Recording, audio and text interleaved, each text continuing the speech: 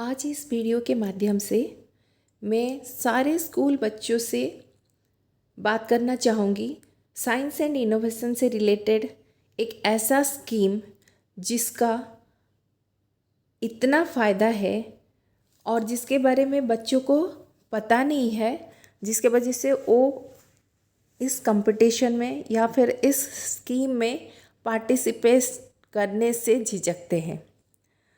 हाँ बच्चों, मैं बात कर रही हूँ इंस्पायर अवार्ड मानक। तो चलिए शुरू करते हैं। ये जो स्कीम है इंस्पायर अवार्ड मानक, ये scheme department of science and technology government of India का है। ये इंस्पायर अवार्ड मानक का नोटिस अभी सारे स्कूल में आ चुका है, लेकिन इसका जो नॉमिनेशन का लेटर जैसे ही समर वेकेशन ख़त्म होगा तब आ जाएगा। इसीलिए बच्चों मैंने ये वीडियो बनाया कि आप ये जो स्कीम है इस स्कीम का सारे बेनिफिट्स जान लो, ताकि आप अभी से खुद को तैयार कर लोगे और जैसे ही आपका नोटिस आएगा स्कूल में आप उसके लिए तैयार रहोगे और अपना नाम रजिस्टर करवा लोगे। तो बच्चों पहले मैं बताऊंगी आपको कि इंस्पायर अवार्ड्स क्या होता है और इंस्पायर का फुल फॉर्म क्या होता है। इंस्पायर का फुल फॉर्म होता है innovation in science pursuit for inspired research. ये इंस्पायर जो है ना बच्चों, इसके अंडर जितने सारे स्कीम्स हैं ये सारे रिलेटेड होते हैं रिसर्च फील्ड के साथ। और इसमें एक ऐसा स्कीम है बच्चों जो कि आपके लिए एप्लीकेबल है, वो है मानक, million minds augmenting national aspiration and knowledge. इसको मिलियन माइंड क्यों कहा जाता है? क्योंकि पहले स्टेप में इसमें 1 मिलियन स्टूडेंट्स का आइडिया को सिलेक्ट किया जाता है और उनको अवार्ड दिया जाता है। तो मैं मानक के बारे में बात करने से पहले इंस्पायर का कुछ स्कीम के बारे में पहले बात करूँगी। ये जो स्कीम है ये लॉन्च हुआ था 2008 में और इम्प्लीमेंट हुआ था ड्यूरिंग द सेशन 2009-10। और जैसे मैंने बताया ये department of science and technology का एक स्कीम है और ये स्कीम उन बच्चों के लिए है जो 10 to 32 ईयर्स एज ग्रुप में है। मैं ये बात कर रही हूँ टोटल इंस्पायर स्कीम का। तो ये जो है इंस्पायर का सारा स्कीम, मैं ये इसलिए बताना चाहती हूँ कि आपके घर में अगर कोई भाई बहन हो जो कि हायर एजुकेशनल इंस्टीट्यूट में पढ़ रहे होंगे तो उनके लिए फ़ायदा होगा। तो जो सबसे पहला है इंस्पायर अवार्ड मानक, वो है स्कूल बच्चों के लिए, यानी आपके लिए।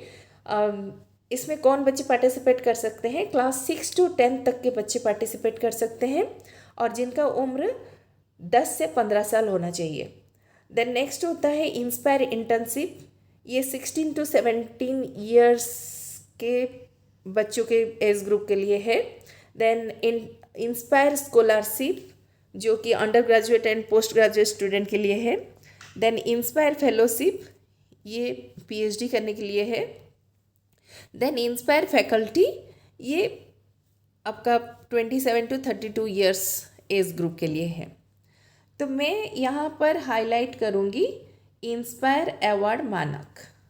ओके, तो चलिए हम शुरू करते हैं। इंस्पायर अवार्ड मानक के बारे में पूरा डिटेल्स में जानेंगे। ये जो इंस्पायर अवार्ड मानक है ये क्यों इम्प्लीमेंट किया जा रहा है, इसको बनाया क्यों गया है?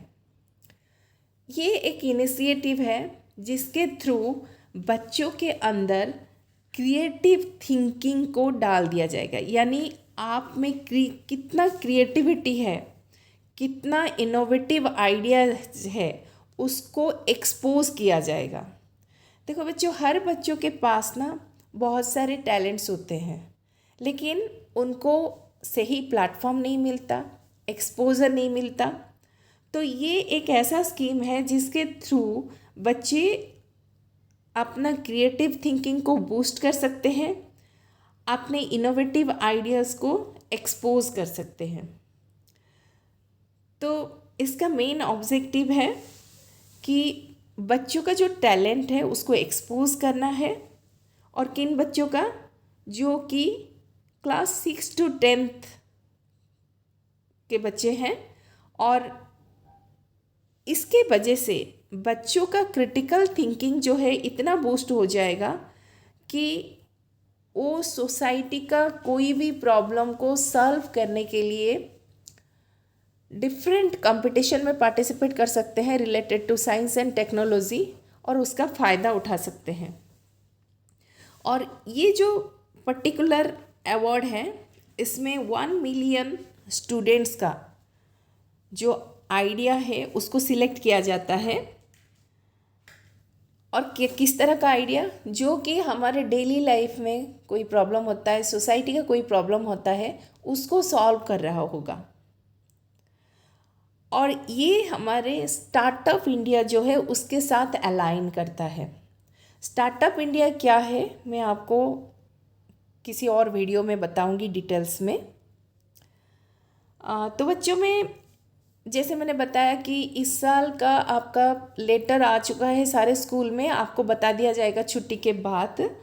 तो मैं आपको बता दूं कि इस साल का यानी 2025-26 सेशन का जो थीम है फॉर इंस्पायर अवार्ड मानक, वो थीम है आपका स्वच्छ भारत, डिजिटल इंडिया, स्वस्थ Bharat and make in India.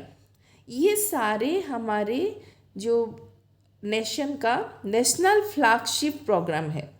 तो नेशनल फ्लैगशिप प्रोग्राम क्या होता है बच्चों, ये सारे जो मैंने आपको बताया स्वच्छ भारत, डिजिटल इंडिया, स्वस्थ भारत, मेक इन इंडिया, ये सारे हमारे करेंट हाइलाइटेड इश्यूज़ है जिसके ऊपर हमको काम करना है, जिसको हमको फोकस करना है, हाईलाइट करना है।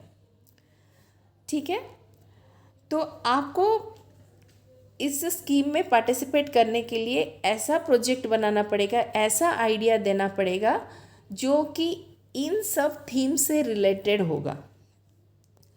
और ये जो मानक है इसको इम्प्लीमेंट कैसे किया जाता है, ये डिफरेंट लेवल पे कंपटीशन होता है बच्चों। जैसे पहला तो होगा स्कूल लेवल।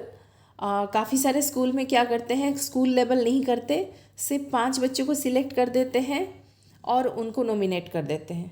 लेकिन मेरे ख्याल से पूरे स्कूल के जितने सारे बच्चे इंटरेस्टेड है उनका सबका आइडिया को लेना है और उसको जज करना है, फिर उसमें से शॉर्ट लिस्टेड कैंडिडेट को नॉमिनेट करना चाहिए। उसके बाद बच्चों आपका होता है district level competition, then state level, then national level. अभी मैं आपको बताऊंगी कि इसके फ़ायदे क्या है। देखो मैंने यहाँ पर एक फ्लो चार्ट बनाया है। देखो बच्चों, स्कूल से, हर एक स्कूल से 5 बच्चों को नॉमिनेट किया जाता है। आपका स्कूल लेवल कंपटीशन हो गया, उसमें से बेस्ट 5 आइडिया को सिलेक्ट किया जाएगा। प्रोजेक्ट मतलब आपको प्रोटोटाइप इस लेवल पे नहीं बनाना पड़ेगा। आपका जो आइडिया है, ओनली आइडिया राइट ऑफ आपको सबमिट करना है। और ये जो स्कूल के बच्चों ने सबमिट किया उसमें से 1 मिलियन यानी 10 लाख बच्चों का जो आइडिया है, best idea, 10 lakh best idea को सिलेक्ट किया जाएगा और उन सारे बच्चों को 10,000 का अवार्ड दिया जाएगा। ठीक है, उसके बाद उन बच्चों को इंस्ट्रक्शन मिलेगा to develop the prototype develop कराने के लिए उनको इंस्ट्रक्शन मिलेगा और उसका स्टिपुलेटेड टाइम के अंदर उनको प्रोटोटाइप डेवलप कराना है और उसके बाद उनको पार्टिसिपेट करना है डिस्ट्रिक्ट लेवल कंपटीशन में। अभी डिस्ट्रिक्ट लेवल कंपटीशन जो है उसको कहा जाता है DLEPC, district level exhibition and project competition. तो इस लेवल पे सिलेक्ट किया जाता है आपका 1 लाख स्टूडेंट्स का आइडिया। और इसमें से 1 लाख स्टूडेंट्स जो सिलेक्ट हुए उनको पार्टिसिपेट करना पड़ता है स्टेट लेवल कंपटीशन में, SLEPC, state level exhibition and project competition. और ये स्टेट लेवल में से जो 10,000 बच्चे सिलेक्ट होते हैं, 10,000 बच्चे इसमें डिस्ट्रिक्ट से जो स्टेट लेवल पे 10,000 बच्चे पार्टिसिपेट करते हैं, उनमें से 1,000 बच्चे सिलेक्ट होते हैं फॉर नेशनल के लिए सिलेक्ट होते हैं। अभी नेशनल में से 60 बच्चों को सिलेक्ट किया जाता है for final, that is you can say they are the top most 60 ideas who are selected to get the benefits। तो पहले राउंड पे आपको बेनिफिट मिला है, 10,000 का अवार्ड मिल रहा है, लेकिन ये जो 60 बच्चों को बेनिफिट मिलता है ये कोई छोटी बात नहीं है, ये कोई छोटा मोटा बेनिफिट्स नहीं है। इसमें आप जो 60 बच्चे हैं ना वो अपना कैरियर बना सकते हैं। तो मैं आपको बताती हूँ कि किस तरह ये अपना कैरियर बना सकते हैं। ये उससे पहले मैं एक छोटी सी बात आपको बताऊँगी। मैंने जो ये बताया कि आपका जो है नेशनल लेवल, ये नेशनल लेवल में जो 1,000 बच्चे पार्टिसिपेट करेंगे, उन 1,000 बच्चों को आपको मेंटरशिप सपोर्ट मिलेगा, यानी IIT या फिर कोई साइंटिफिक इंस्टीट्यूशन से आपको साइंटिस्ट से या फिर उधर का जो प्रोफेसर्स होते हैं उनसे आपको सपोर्ट मिलेगा अपने प्रोटोटाइप को इम्प्रूव करने के लिए। वो लोग आपको हेल्प करेंगे आपका प्रोटोटाइप आप कैसे बेहतर बना सकते हो। उसके बाद उसमें से 60 प्रोजेक्ट को सिलेक्ट किया जाएगा। तो अभी देखो यहाँ पर मैंने एक पिक्चर दिया है, 2019 का पिक्चर मुझे मिला, इसको मैंने दे दिया है। इसमें देखो एक हायर इंस्टीट्यूशन में उसको किस तरह प्रोटोटाइप डेवलप करने के लिए मेंटरशिप वर्कशॉप किया जा रहा है और उसमें बच्चों को प्रोटोटाइप डेवलप करने का मौका मिलता है। तो अभी बच्चों देखो आपका बेनिफिट्स को फिर मैं स्टेप बाय स्टेप बता देती हूँ। जो इंस्पायर अवार्ड होता है वो 10,000 रुपीज़ होता है, 10,000 रुपया होता है, जो कि 1 मिलियन बच्चों को दिया जाता है, सारे स्कूल से सिलेक्ट किया जाता है। और ये जो पैसा है ना डायरेक्ट बच्चों के अकाउंट में जाता है, वो स्कूल के थ्रू नहीं आता।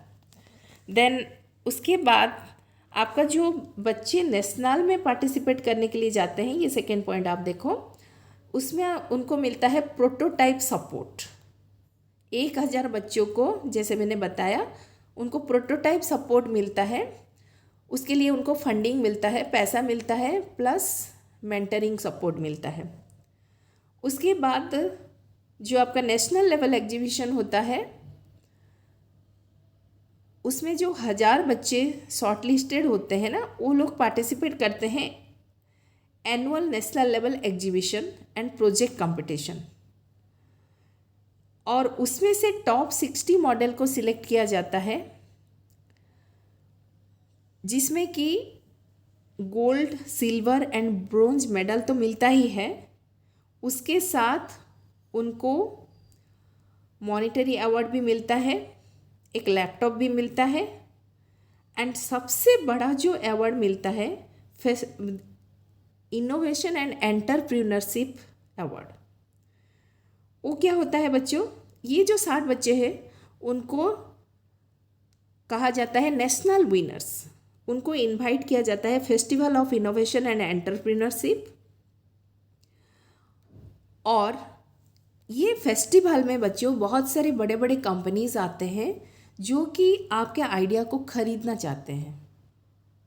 उनको अगर आपका आइडिया पसंद आया तो आपका आइडिया को खरीदना चाहते हैं, तो आप लाखों करोड़ों में आपके आइडिया को बेच सकते हो।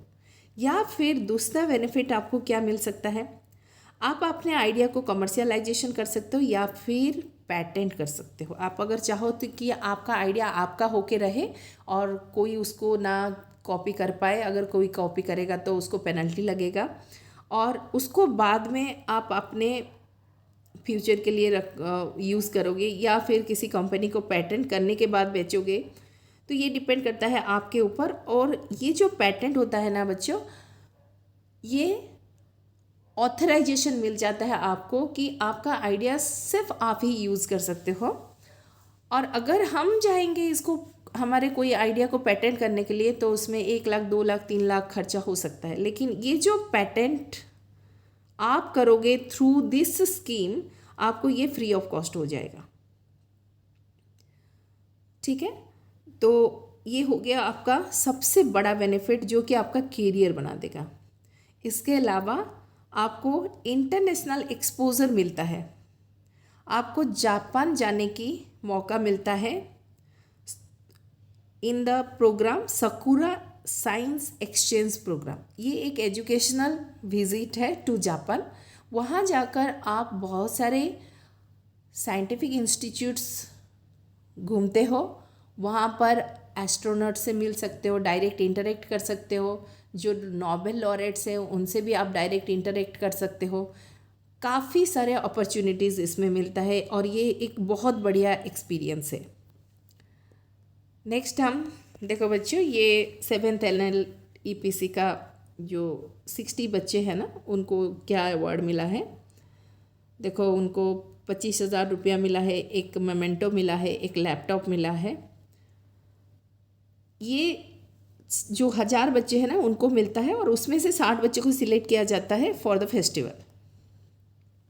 अब हम आपको बताएंगे कि एलिजिबिलिटी क्या है। इसके लिए आपका एज ग्रुप होना चाहिए 10 to 15, और 6 to 10th क्लास के बच्चे ही इसमें पार्टिसिपेट कर सकते हैं।